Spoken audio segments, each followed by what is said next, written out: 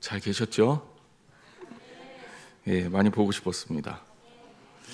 지난 한 열흘 동안 제가 아주 좀 격리되어 있는 특별한 경험을 했는데요. 기도해 주시고 걱정해 주셔서 감사를 드립니다. 특별히 잘 회복됐고 그래서 오늘 이 자리에 설 수 있게 됐습니다. 감사하고요. 우리 교인들도 또 건강하기를 주님의 이름으로 축복합니다. 제가 오늘 여러분들에게 잠깐 마술 좀 보여줄까 생각해요. 영상을 좀 사진 좀 보여주세요. 여러분 그 색깔이 위에하고 아래하고 어때요? 같아요? 달라요? 그렇죠? 자, 가운데에 똑같은 그림에 가운데에 막대기만 집어넣어 봅니다. 예. 아까 사진 다시 보여주세요. 다르죠? 근데 가운데에 막대기만 집어넣으면 왜 이렇게 되는 걸까요? 원래 색깔은 다를까요? 같을까요? 원래 같아요. 같은데 어떻게 보이는 거예요? 다르게 보이는 거죠. 이거는 어떨까요? 여기에 12개의 점이 찍혀 있습니다. 보입니까? 12개가 다 보여요? 12개 한꺼번에 다 보여요? 한꺼번에 몇 개씩 보입니까? 2개, 3개, 4개는 잘 안 보이죠? 4개까지 보이시는 분 있어요? 총 4개나 3개나 12개가 보여야 되는데 이게 우리 시야가 그렇게 좁은 거예요. 우리가 주목하는 것 말고는 잘 못 봅니다. 이게 원래 없어서 안 보이는 게 아니라 우리가 이렇게 주목하는 그것밖에는 못 보는 거예요.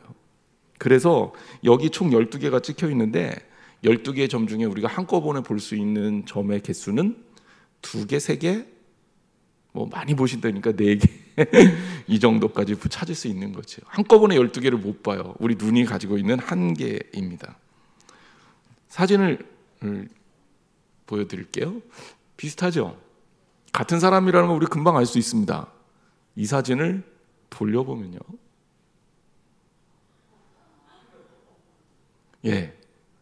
다시 전의 사진 보여주세요. 우리 눈이 그래요. 뒤집어 볼 때는 별로 차이가 없는 것 같은데 돌려보면 전혀 다른 사람으로 바뀝니다. 우리 눈이 착각하고 있는 거예요. 다음 사진은 진짜 잘 봐야 됩니다. 여기에 동그란 원이 총 16개가 있거든요. 찾아보세요. 이건 좀 열심히 봐야 보여요. 안 보여요? 찾으신 분 없어요? 원이 보이기 시작하면 네모는 안 보이죠. 원이 보이기 시작하면 원만 보여요. 그치요? 그리고 네모를 보기 시작하면 네모만 보여요. 원은 안 보입니다. 원 보이시죠? 안 보여요? 정 보고 싶다 그러면 따라오세요. 그때부터는 한 번 보는데 500원. 됐습니다.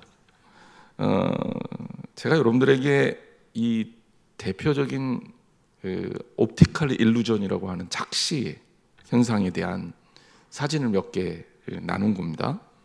제가 여러분들에게 이 사진을 보여드리면서 이런 얘기를 하고 싶었어요. 많은 사람들이 그런 얘기해요. 내가 두 눈으로 똑바로 봤다고, 내 말이 맞다고. 여러분 맞아요? 틀려요? 보는 게 맞습니까? 사람이 본다는 게 얼마나 불완전한지를 설명드리고 싶은 거죠. 그래서 많은 사람들이 똑같은 걸 보고도 전혀 다른 얘기를 하기도 하고, 또 어떤 사람들은 내가 두 눈으로 똑똑히 봤는데 그러면서 싸우는데 사실은 그 본다는 게 불완전하다는 것을 인정을 안 하기 때문에 실수하는 겁니다. 또 어떤 경우에는 우리가 보고 싶은 것만 보는 경우가 있어요. 내가 보고 싶은 쪽으로, 내가 보고 싶어 하는 방향으로만 보면 또 그렇게 보여요. 그런데 그게 다는 아닌 거죠. 오늘 본문 성경 말씀을 좀 살펴보면 먼저 요한의 이야기로부터 시작이 됩니다.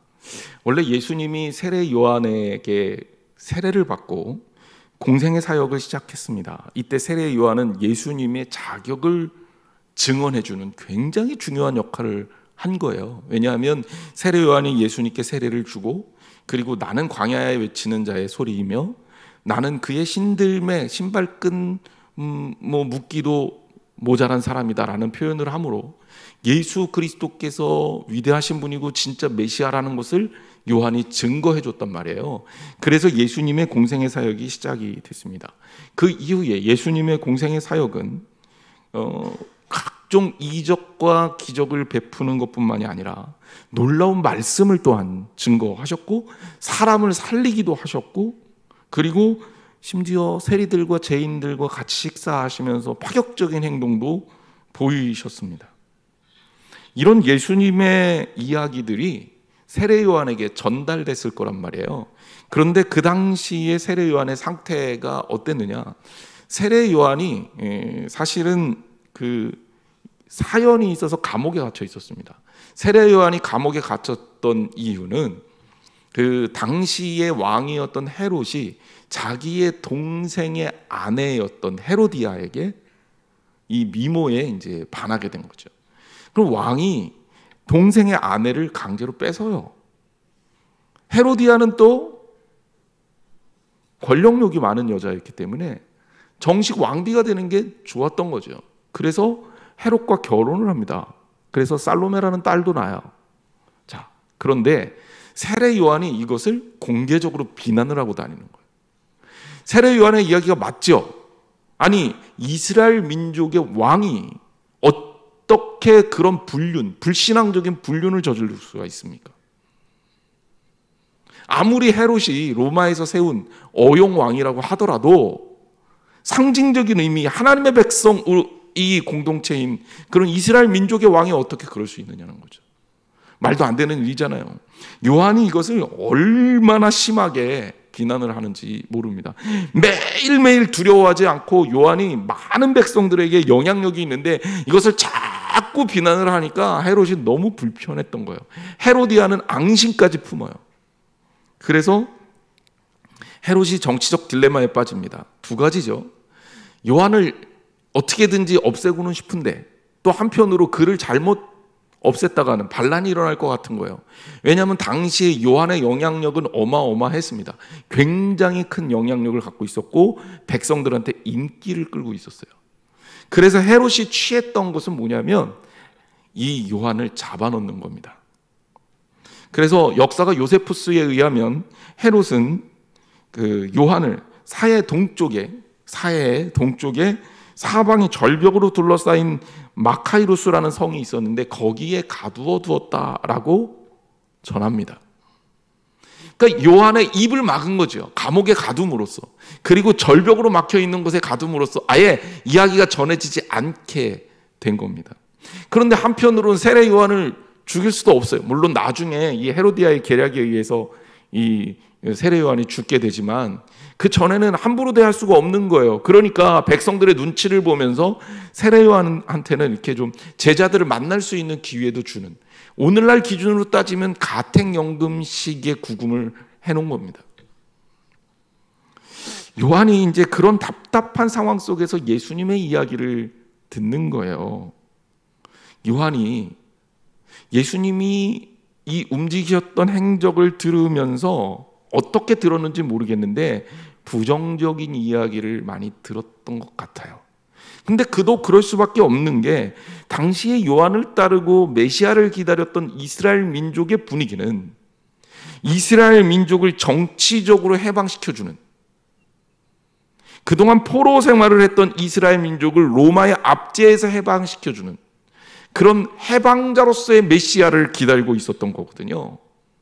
그런데 예수님의 행적은 해방자로서의 메시아의 행적이 아니었단 말이에요. 오히려 이스라엘 민족에게만 해방자가 아니라 온 인류를 위한 구원의 계획을 예수님께서 성취하셨기 때문에 여기에서 결정적으로 차이가 나기 시작한 거예요.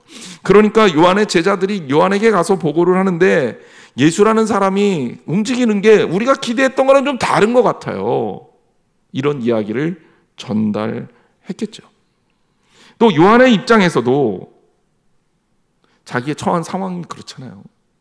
이 사람이 좀 환경이 좋을 때는 흔들리질 않는데 몸이 약하거나 어려운 근심이 생기거나 이러면 여러 가지 잡생각들, 걱정, 쓸데없는 생각들 자꾸 든단 말이에요. 그러면서 여기에서 갖고 있던 확신이 흔들리기 시작한 거예요. 그래서 요한이 제자들을 예수님께 보냅니다. 마태복음 11장 3절에 바로 그러한 요한의 이야기가 나와 있어요. 예수께 여짜오되 오실 그이가 당신이 오니까 우리가 다른 이를 기다리오리이까. 이 얘기는 뭡니까? 예수님 당신이 메시아가 맞습니까? 아니라면 정확하게 얘기해 주십시오. 우리가 다른 일을 기다려야 됩니까? 우리가 여기서 몇 가지 좀 교훈을 얻어야 돼요. 첫 번째는 사탄은요, 우리에게 어려운 환경을 통해 의심하고 좌절하고 하나님 원망하기를 원합니다. 욥이 당했던 시험이 그런 거잖아요. 하나님이 이 욥에 대해서 높게 평가하니까 사탄이 하나님께 얘기하잖아요. 야, 지금 잘 사니까, 지금 행복하니까, 지금 잘 나가니까 하나님 원망하지 않는 거지. 그가 가진 것들 하나둘씩 다 뺏어 보세요.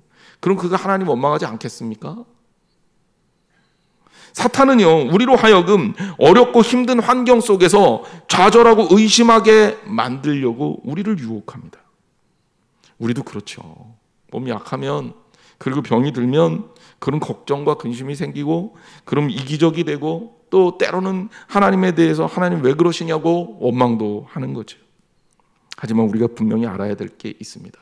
어려운 환경 속에서도 참된 신앙인들, 오히려 그 어려운 환경 속에서 주님을 든든하게 붙잡습니다. 여러분 기억하셔야 돼요. 주님을 오히려 어려울 때 더 붙드시는 저와 여러분이 되시기를 주님의 이름으로 축원합니다. 두 번째 우리가 봐야 될 게 있어요. 믿음이 대단한 사람들도 흔들릴 수 있습니다. 왜냐하면 사람은 불완전하기 때문에 그래요.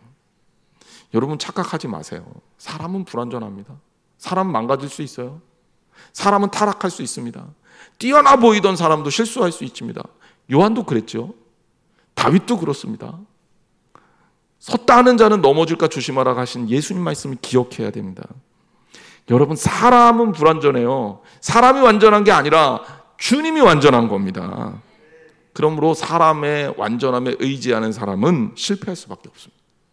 사람의 명성에 의지하는 사람은 실패할 수밖에 없습니다. 내가 어떤 사람인데, 내가 옛날에 어땠는데, 여러분 다 소용없어요. 오히려 하나님 앞에서 내가 주님을 온전하게 의지하고 있느냐, 이것이 가장 중요한 신앙적 기준이라는 거예요. 세 번째는 감정이 휘둘리는 사람은 실수한다는 거예요. 감정이 우리를 굉장히 간사하게 만들어요. 그래서 괜찮은데 한번 이렇게 괜히 서운해지기 시작하면 계속 서운해지고 오해하고, 그러다가 이게 확대되고 이렇게 되는 거예요. 이게 이 본문의 배경을 신학자들이 이렇게 설명하는 사람들이 있습니다. 예수님이 세례 요한에 의해서, 사실 세례 요한에 의해서 정통성을 부여받은 거예요. 그러니까 성경이 그렇게 얘기했잖아요. 광야에서 외치는 자의 소리가 오고 그 이후에 메시아가 오는 겁니다. 이게 순서예요. 그러니까 세례 요한이 바로 그 역할을 아주 훌륭하게 해줬습니다. 그리고 세례 요한은 예수님을 위해서 자기의 권위를 내려놓죠. 아주 뛰어난 훌륭한 선택을 한 겁니다. 자, 그러고 예수님을 바라보는 거예요. 그런데 예수님이 이적도 베푸시고 기사도 베푸시고 그리고 사람도 살리시고 다 하셨는데, 여기에서 세례 요한이 투옥됐는데 성경에 예수님이 세례 요한의 투옥에 대해서 이런 방고 절대 말을 안 해요. 어쩌면 세례 요한의 감정이 서운했을 수 있겠다. 그러니까 이 부분이 우리가 착각하지 말아야 되는 굉장히 중요한 부분입니다. 사람은 자기 욕구가 있어요. 내가 원하는 게 있다고요. 하나님한테도 내가 원하는 거를 좀 해주기를 원하는 마음이 있어요. 예수님한테도 그걸 원하잖아요. 세례 요한도 원하는 게 있을 거란 말이에요. 그런데 그 원하는 욕구를 예수님이 안 채워주니까 세례 요한이 의심이 생긴 겁니다. 하나님은 나의 욕구를 위해 일하지 않아요. 하나님은 주님의 뜻을 이 땅에 이루시기를 원하는 겁니다. 오해하시면 안 돼요. 주님이 원하시는 세상이 하나님의 나라예요. 내가 원하는 세상이 아니라고요. 그런데 우리는요, 자칫 신앙생활을 하면서 내가 원하는 예수님, 내가 원하는 하나님을 요구할 때가 있어요. 그럼 그거는 뭐냐? 망하는 지름길입니다. 망하는 지름길이에요. 믿음 또한 마찬가지예요. 내가 믿고 싶은 걸 믿으면 망합니다. 내가 믿고 싶은 걸 믿는 게 아니라 하나님이 주시는 말씀을 믿고 주님이 주시는 진리를 믿어야 돼요. 예수님을 믿어야죠. 우리가 주기도문을 통해 고백하는 것처럼 하늘의 뜻이 이 땅에 이루어지는 겁니다. 나를 통해 하나님의 선하신 뜻을 이루는 거예요. 착각하면 안 됩니다. 가끔 교인들이 예를 들자면 이제 그 목사에게 자신들이 듣고 싶은 말씀을 전해달라고 요청하는 경우가 있어요. 물론 그게 성경적인 진리고 복음 안에서 맞다면 할 수 있어요. 그런데 가끔은 이제 그것이 옳지 않은 경우가 있어요. 예를 들어 볼게요. 정치적 이슈가 민감해지면 사람들이 이 정치가 굉장히 이념이 무시무시한 게 이게 사람을 종으로 만들어 버립니다. 자, 진보적인 게 옳아요? 보수적인 게 옳아요? 다 생각이 다르겠죠? 크게 정치적인 축은요, 진보냐 보수냐, 그 다음에 공동체 중심이냐 개인주의적이냐, 요거에 따라서 나누게 되는데, 어떤 사람은 조금 진보적이고 혁신적인 사람이 있는가 하면 어떤 사람은 조금 보수적이고 바꾸는 것보다는 안 바꾸는 게 좋겠다, 전통을 지키는 게 좋겠다라는 생각 갖고 있는 사람이 있어요. 어떤 사람은 공동체 중심적이어서 그래도 우리가 서로 배려하면서 서로 그 힘을 나눠서 줘야지. 근데 어떤 사람들은 그냥 내 개인이 좀 행복한 게 더 중요한 것 같다, 이렇게 생각하는 사람이 있어요. 여러분 뭐가 맞습니까? 여러분 아마 물어보면 다 다를 거예요. 다 다를 거예요. 정치적으로 막 민감한 이슈가 터졌는데 목사님 이 부분에 대해서는 왜 언급을 안 하는지 모르겠어요, 그렇게 얘기하시는 분이 있어요. 우리 교인들이 그랬다는 게 아니라 그런 요구를 받는 경우가 있습니다. 여러분 제가 얘기할 것 같아요, 안 할 것 같아요? 저는 안 합니다. 왜? 저도 정치적인 입장 있지만 이거는 생각이에요. 내 생각, 내 판단, 옳고 그런 거에 대한 진리에 대한 기준이 없어요. 대통령제가 맞아요? 의원내각제가 맞아요? 몰라요. 상황에 따라 다 다른 거예요. 세상이 만들어 놓은 거 완벽한 게 없어요. 보수가 맞아요? 진보가 맞아요? 몰라요. 보수주의자들은 보수가 맞다고 생각할 거고 진보주의자들은 진보가 맞다고 생각할 거예요. 공동체 중심주의자들은 그쪽이 맞다고 생각할 거고 개인주의자들은 개인주의가 맞다고 생각할 겁니다. 그 속에서 내가 원하는 것을 선택할 수는 있어요. 하지만 이거를 강요하면 안 돼요. 왜? 이거는 사람들의 욕구고 사고고 이념이기 때문에 그래요. 제가 여러분들에게 전하는 것은 하나님 말씀이어야지 사람의 욕구여서는 안 된다는 거예요. 예수님은 우리에게 바로 이 지점을 지적하고 계십니다. 너희들이 무엇을 보고 싶어 하느냐라고 물어요. 하지만 우리가 보고 싶은 것, 그걸 위해 예수님께서 존재하고 계시냐? 그것 아니라는 거죠. 예수님이 본인의 사역을 이렇게 정리합니다. 마태복음 11장 5절 말씀을 우리가 같이 한번 읽어볼게요. 시작. 맹인이 보며 못 걷는 사람이 걸으며 나병 환자가 깨끗함을 받으며 못 듣는 자가 들으며 죽은 자가 살아나며 가난한 자에게 복음이 전파된다 하라. 예수님은 이거예요. 맹인이 보며 못 걷는 사람이 걸으며 나병 환자가 깨끗함을 받으며 못 듣는 자가 들으며 죽은 자가 살아나며 가난한 자에게 복음이 전파된다. 복음의 핵심은 뭐냐면 변화에 있다는 거예요. 연약하고 힘들고 소외된 약한 사람들을 강건하게 만드는데, 살리는데, 죽을 수밖에 없는 자를 살리는데 복음이 있다는 거예요. 가난해서 정말 소외되는 사람들이 주 안에서 그 가난의 문제로부터 해방되는 역사가 있다는 거예요. 이게 복음이라는 거예요. 이것을 위해 이 땅에 오셨다는 거예요. 자, 이 말씀의 핵심을 보세요. 세상의 변화입니다. 주님이 우리에게 원하시는 게 뭐냐? 이 땅이 복음으로 바뀌는 거예요. 그런데 우리는 우리가 꿈꾸는 세상을 주님 앞에 요구한단 말이에요. 그거는 신앙이라고 할 수가 없는 겁니다. 그러면서 예수님이 6절에 이런 이야기까지 덧붙이십니다. 6절 말씀 굉장히 묘한 말씀입니다. 누구든지 나로 말미암아 실족하지 아니하는 자는 복이 있도다 하시니라. 복이 있는데 그 사람이 어떤 사람이냐? 예수 그리스도 때문에 실족하지 않을 사람이라는 거예요. 예수님 때문에 실족해요? 그럴 수 있어요? 그럴 수 있어요. 자, 신앙생활을 시작을 했는데 내가 생각하는 교회하고 성경에서 말하는 교회가 너무 달라.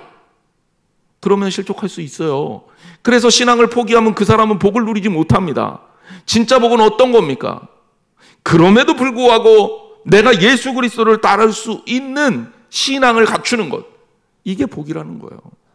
이 얘기에 굉장히 여러 가지 의미가 있습니다. 예수님의 행적을 보고도 실족할 수 있다는 거예요. 내가 꿈꾸는 예수가 아니니까. 당시에 유대인들이 기다리던 메시아는 정치적 의미에서 로마를 쫓아내고 이스라엘을 독립시킬 혁명가를 찾았습니다. 오랜 포로기를 벗어나기를 기다렸습니다. 그랬더니 주님은 여기에 대한 언급은 하나도 안 해. 심지어 그를 세웠던 요한이 감옥에 끌려가는데도 예수님이 거기에 대해서도 언급을 안 해요. 그러면서 예수님은 무슨 얘기만 하시냐? 사람을 살리는 일만 하시는 거예요. 많은 사람들이 예수님은 그러면 안 되는 거 아니냐? 메시아는 그러면 안 되는 거 아니냐? 아니, 그거는 본인의 생각이고, 성경에서 말하는 메시아는 바로 우리를 살리는 메시아예요. 하나님이 원하시는 메시아가 참 메시아인 거예요. 우리의 욕망이 투사된 메시아가 어떻게 인류를 살립니까? 이스라엘 민족만을 위한 메시아가 어떻게 전 세계를 살립니까? 로마도 예수님의 구원의 대상인데 로마와 어떻게 전쟁을 선포합니까? 여러분, 내가 내 좁아터진 머릿속에서, 내 좁아터진 마음속에서 가지고 있는 이 욕구를 투사시켜서 신앙생활 하지 마세요. 이것은 우리를 생명의 길로 이끌어가지 못합니다. 오직 우리는 주님을 바라보고 주님의 뜻이 이루어지기 원하는 사람들이 되어야 합니다. 그래서 진짜 복이 있는 사람은 누구냐? 그리스도로 말미암아 실족하지 아니하는 자. 주 안에서 평안함을 누리시기를 주님의 이름으로 축원합니다. 제가 늘 얘기하잖아요. 사람이니까 흔들릴 수 있어요. 하지만 절대로 예수 그리스도의 곁을 떠나지 마세요. 흔들리지 마세요. 예수님은 우리에게 이렇게 말씀을 이어갑니다. 자, 요한의 제자들을 그렇게 돌려보내셨어요. 그리고 예수님이 이런 말씀을 하시는데, 저는 이 말씀이 굉장히 우리에게 던지는 메시지가 강렬한 메시지다. 그리고 여러 가지 생각들을 하게 됐습니다. 예수님 참 재미있는 화법을 쓰셔요. 질문을 3개를 하십니다. 똑같은 질문이에요. 자, 7절 말씀에 너희가 무엇을 보려고 광야에 나갔더냐? 이게 첫 번째 질문이에요. 8절에 두 번째 질문을 하십니다. 너희가 무엇을 보려고 나갔더냐? 그리고 9절에 똑같은 질문을 하십니다. 너희가 어찌하여 나갔더냐? 이 질문 3개가 사실 똑같은 거예요. 그리고 7절에 예수님이 답변을 하셔요. 그 답변에 첫 번째가 뭐냐면 바람에 흔들리는 갈대냐, 두 번째가 뭐냐면 너희가 부드러운 옷이냐 보고 싶어 하는 것이, 세 번째 답변이 선지자냐, 이런 질문을 하십니다.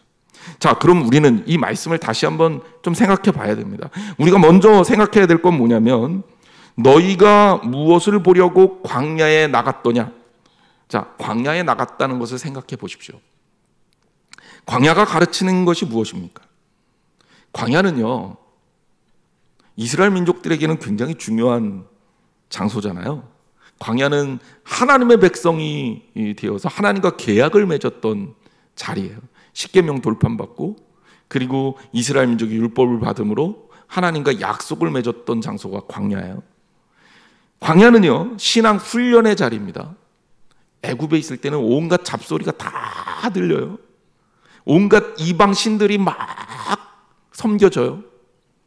그리고 거기에는 인간적인 방법으로 살아갈 수 있는 방법들이 많아요. 그래서 일도 하고, 그리고 씨앗도 막 뿌리면 자라서 열매도 맺고, 그럼 그거 가지고 먹고 살 수 있는 환경이 갖춰져 있어요. 하지만 광야는 어때요? 농사 질 수 있어요, 없어요? 못 집니다.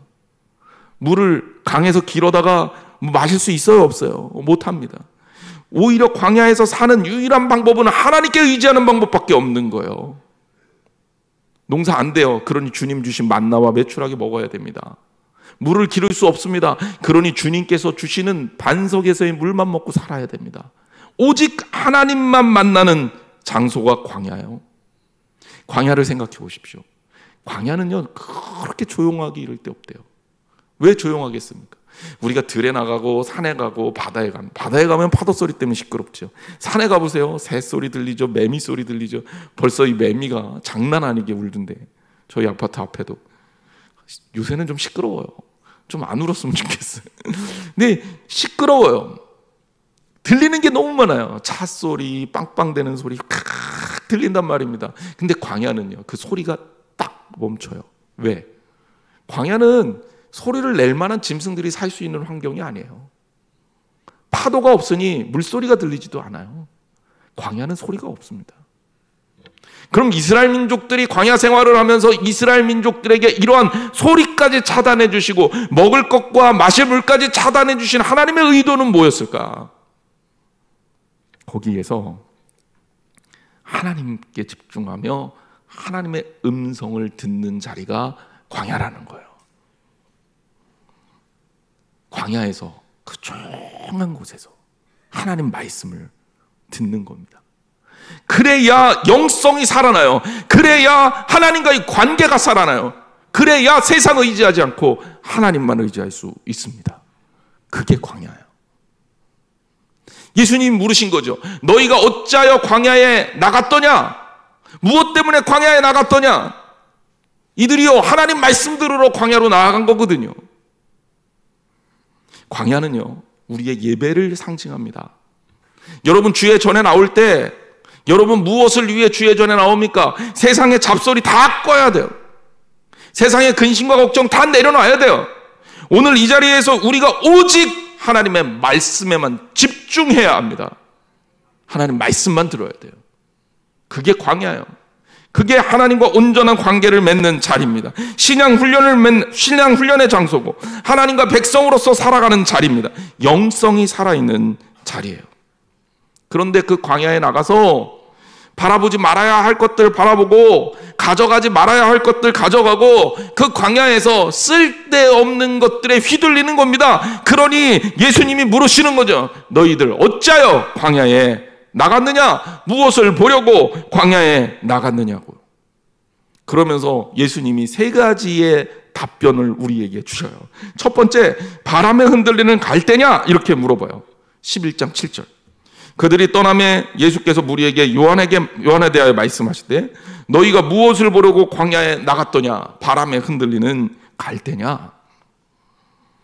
이 예수님 말씀이 기가 막힌 이유가 이 갈대라는 비유를 드신 이유가 있다는 거죠. 갈대는 히브리어로 카네라고 하고요, 헬라어로는 칼라몬이라고 합니다. 이 갈대는 그냥 저 바다에 흔들리는 갈대 이런 느낌이 아니에요. 이 갈대는 뭐에 쓰는 거냐? 원래 뭘 잴 때 자로 쓰는 거예요. 자로. 갈대가 똑바르잖아요. 그러니까 이게 똑바로 뭘 잴 때 쓰는 거기도 하고, 이 갈대의 길이라는 게 어느 정도 이렇게 정해져 있으니까 이 갈대 가지고 무엇을 재는 도구로 쓴단 말이에요. 그러니까 이 갈대는 기준을 뜻해요. 기준. 그러니까 영어로는 이게 캐논이 된 거예요. 그리고 카메라 이름이 되기도 했고, 성경학자들이 바이블 말고 캐논이라는 단어를 써서 정경이라는 표현을 씁니다. 우리가 가지고 있는 66권의 성경을 정경이라고 부르는 이유는 기준이라고 얘기하죠. 이걸 영어로 캐논이라고 그래요. 그런데 여러분, 사람은요, 그렇기 때문에 기준을 가지고 살아야 되거든요. 기준이 바뀌고 기준이 흔들리면 그럼 어떻게 됩니까? 사람이 망가지는 거예요. 우리의 생활이 망가지는 거예요. 기준이 흔들리면 안 됩니다. 하나님은 변치 않는 분인데 신앙의 체험의 장소인 광야에서 오직 하나님만 바라봐야 되는데 흔들리는 갈대를 보고 있어요. 기준이 계속 흔들려요. 그럼 여러분 신앙생활 제대로 할 수 있겠습니까? 여러분, 광야에서 하나님 말씀에 집중하세요. 흔들리지 마시기를 주님의 이름으로 축원합니다. 흔들리는 갈대가 돼서는 안 된다. 예수님이 또 묻죠. 부드러운 옷이냐? 마태복음 11장 8절 말씀을 다시 한번 봅니다. 그러면 너희가 무엇을 보려고 나갔더냐? 두 번째 질문이죠. 부드러운 옷을 입은 사람이냐? 부드러운 옷을 입은 사람들은 왕궁에 있느니라. 부드러운 옷을 입은 사람? 이게 어떤 의미냐? 여기 부드러운 옷이라는 뜻이 가지고 있는 함의된 의미가, 여기 이 부드럽다라는 뜻은 사실 사치스럽다라는 뜻이에요. 사치스럽다, 방탕하다. 사람들이 원하는 거죠. 비싼 옷. 오늘 우리 기준으로 따지면 몇 천만 원짜리 명품 옷들, 이런 걸 말하는 거예요. 입고 싶잖아요. 갖고 싶잖아요. 푸자로 시작하는 백, 구자로 시작하는 백, 이런 거 갖고 싶잖아요. 사람들이 그것 때문에 광야에 나갔느냐? 예수님 묻고 있는 거죠. 이거는 왕실이나 높은 지위에 있던 사람들이 주로 입는 옷으로서 그거 보려고 왔다면 그거 왕궁으로 가야지. 광야에 왜 나오냐는 거예요. 광야는 풍요로운 곳이 아닙니다. 광야는 사치스러운 것이 아닙니다. 세상 부귀와 화려함이 있는 것이 아니에요. 광야에서 외치는 자의 소리였던 요한은 낙타 털옷 입고 가죽띠 띠고 석청 먹었어요. 예수님 우리에게 묻는 거죠. 그 당시 제자들에게 묻고 있는 거예요. 너희들 이곳에 모인 이유가 뭐냐? 광야로 왜 나왔느냐? 어찌하여 이 자리로 나왔느냐? 세상 쾌락을 원했느냐? 아니, 그건 번지 잘못 짚었어. 그거 아니야. 세상이 주는 쾌락과 즐거움을 얻기 위한 장소가 아니라 이 장소는 하나님 말씀을 듣는 자리고 하나님이 주시는 참된 위로를 받는 자리요, 사람을 살리는 기적이 일어나는 장소고 우리에게 생명을 주는 그런 하나님의 말씀을 듣는 장소다라는 거예요. 여러분, 우리에게 묻고 계시는 거 아닙니까? 너희들 어찌하여 광야로 나왔느냐? 어찌하여 주의 전 앞에 나왔느냐고 묻고 있는 것 아닙니까? 세 번째 말씀도 이어집니다. 9절 말씀, 여기에선 이렇게 말씀하셔요. 그러면 너희가 어찌하여 나갔더냐? 세 번째 질문이죠. 그러면서 무슨 얘기합니까? 선지자를 보기 위함이었더냐? 선지자요. 근데 여기에선 예수님 옳다라고 얘기하셔요.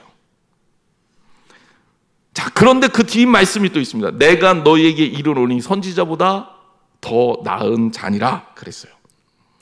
자, 그럼 너희가 어찌하여 나갔더냐? 선지자를 보기 위해 나갔느냐? 선지자? 맞아요. 선지자 만나러 간 거잖아요. 광야로 나갔던 이유는 세례 요한이라는 선지자를 만나기 위해서고 광야로 나온 이유는 예수 그리스도를 만나기 위해서입니다. 근데 세례 요한이라는 선지자를 보러 나가는 걸로 끝나면 안 된다는 거예요. 맞아요. 맞는데, 선지자를 만나는 게 맞는데 선지자를 왜 만나느냐는 것까지 생각해야 된다는 거예요. 선지자 왜 만나야 됩니까? 선지자는 뭐 하는 사람이에요? 하나님 말씀을 전하는 사람인 거예요. 선지자가 목적이 되면 안 돼요. 선지자는 수단입니다. 선지자는 하나님의 말씀을 백성들에게 전하는 도구고 수단이에요. 그러니까 선지자가 아니라 하나님 말씀을 봐야 되는 거예요. 선지자를 통해서 예수 그리스도를 만나야 돼요. 요한을 통해서 예수 그리스도를 만나야 돼요. 요한을 만나러 갔다면 이제 거기에 머물러 있으면 안 돼요. 예수님을 만나야 되는 겁니다. 그래서 예수님은 선지자보다 더 나은 자다라고 얘기하고 있는 겁니다. 많은 이단들이 어떻습니까? 자기들이 목적이 돼요. 신천지 이만희 씨가 자기가 메시아래요. 아니, 그거는 선지자도 아닌 거죠. 선지자라면 말씀을 전하고 예수 그리스도를 전해야지. 예수 그리스도의 도구가 돼야지. 어떻게 본인이 목적이 됩니까? 오늘 메시아 이후 시대를 살고 있는 우리는 선지자에 집착해서는 안 됩니다. 선지자 중요해요. 말씀 듣는 거 중요해요. 주예전에 나와서 목사를 통해 말씀 듣는 거 중요합니다. 하지만 저 만나는 게 목적이 아니잖아요. 목사를 만나는 게 목적이 아니잖아요. 목사를 통해 하나님 말씀을 듣는 겁니다. 하나님 말씀이 목적이요, 살아계신 성령님의 역사가 목적이신 여러분 되시기를 주님의 이름으로 축원합니다. 그러므로 우리가 온전하게 신앙생활 하기를 위해서는 선지자가 아니라 그리스도를 볼 줄 알아야 돼요. 결론으로 나아갑니다. 너희가 어찌하여 광야로 나갔느냐? 이 말씀 이후에 세 가지의 답을 주셨잖아요. 그 세 가지의 답, 우리가 다시 한번 떠올려 보면, 바람에 흔들리는 갈대냐? 두 번째 뭐죠? 부드러운 옷을 입은 사람들이냐? 세 번째야 선지자냐? 그러면서 예수님이 주시고 싶은 말씀이 뭘까? 다시 한번 우리가 좀 말씀에 집중을 하면 10절에 보면 세례 요한에 대해 예수님께서 이렇게 정리하십니다. 성경에 예언된 그 말씀 그대로 응답된 이가 요한이다. 이 요한이 엄청나게 중요한 사람이다라는 거예요. 게다가 여자가 낳은 자 중에 세례 요한보다 큰 이가 없다. 혹시라도 여자가 낳지 않는 분 있나요? 나는 손오공처럼 돌에서 태어나셨다. 혹은 나는 우리 아버지가 낳는데요. 이러신 분 혹시 있나요? 없잖아요. 그러니까 이 땅에 살고 있는 모든 사람들은 요한보다 작다는 얘기예요. 그러니까 이 요한이 얼마나 위대한 사람입니까? 정말 신앙의 사람이고 정말 대단한 인물이죠. 그런데 그 뒤에 아주 묘한 말씀을 덧붙입니다. 그러나 천국에서는 극히 작은 자라도 그보다 크니라. 세례 요한보다 더 괜찮은 사람이 없는데 하나님 나라에서는 요한보다는 다 크다는 거예요. 그럼 이 얘기를 우리가 어떻게 해석해야 될까요? 세례 요한의 위대함은요, 예수님 이전의 율법의 위대함입니다. 세례 요한의 위대한 것은 예수님을 가르쳤기 때문에 위대한 거예요. 그러니까 세례 요한이 대단한 사람이면 틀림이 없지만 예수님보다는 아니라는 거고, 세례 요한을 통해서 우리는 오히려 예수 그리스도를 만날 줄 알아야 된다라는 겁니다. 그렇기 때문에 오늘날 복음의 시대를 살아가고 있는 우리들은 새로운 시대를 살면서 복음의 은혜를 입으면서 오히려 요한보다 더 위대한 삶을 살 수 있음을 설명하고 있는 거예요. 이 얘기는 예수 그리스도를 제대로 바라보지 못하는 사람들과 예수 그리스도를 소유한 사람들의 차이를 말하고 있는 겁니다. 여러분 복음의 사람이잖아요. 우리는 모자르고 부족함이 틀림이 없지만 우리 안에 그리스도께서 함께 하시면 어떤 사람보다 큰 존재가 바로 우리라는 사실을 성경이 증언하고 있는 겁니다. 주님과 함께라면 요한보다 큰 사람인 거죠. 여러분, 오늘 이 자리에 하나님 말씀이 선포되는 자리요, 살아계신 하나님께서 일하시는 자리, 오늘 우리와 함께 하시는 그 하나님을 통해 하나님 말씀을 듣는 자리, 이 자리를 소망하시고 놓지 마시기를 바랍니다. 하나님 말씀을 붙드시기를 바랍니다. 어디에 있든지 무엇을 하든지 오직 주님만을 바라보시고 주님만을 꿈꾸고, 우리가 광야에 왜 나왔는지, 오늘 이 땅을 왜 살아가는지 바로 이 예수님의 질문을 여러분 마음에 새기고, 우리가 바라야 할 것을 바라고 꿈꿔야 할 것을 꿈꾸고 추구해야 될 것을 추구함으로 하나님 말씀에 붙들려서 온전하게 서시는 저와 여러분이 되시기를 주님의 이름으로 축원합니다. 기도하겠습니다. 하나님 감사합니다. 오늘 이 자리에 하나님의 사람들이 있습니다. 주의 말씀 듣고자 광야로 나온 사람들입니다. 우리의 주변을 잠잠케 하시고 오직 우리에게 베풀어 주시는 하나님의 말씀이 말씀하여 주셔서 오직 주님과의 관계가 새롭게 정립되는 광야가 되게 하여 주옵소서. 특별히 한양제일교회 사랑하는 성도들이 온갖 어려움을 이기고 주님을 꿈꾸고 주님을 바라고 주님과 함께하는 놀라운 신앙적 경험을 체화시키는, 그래서 그리스도를 닮아가는, 그리스도의 성품을 닮아가는 온전한 성화에 이르는 사랑하는 성도들이 되게 하여 주옵소서. 예수님의 이름으로 기도했습니다. 아멘.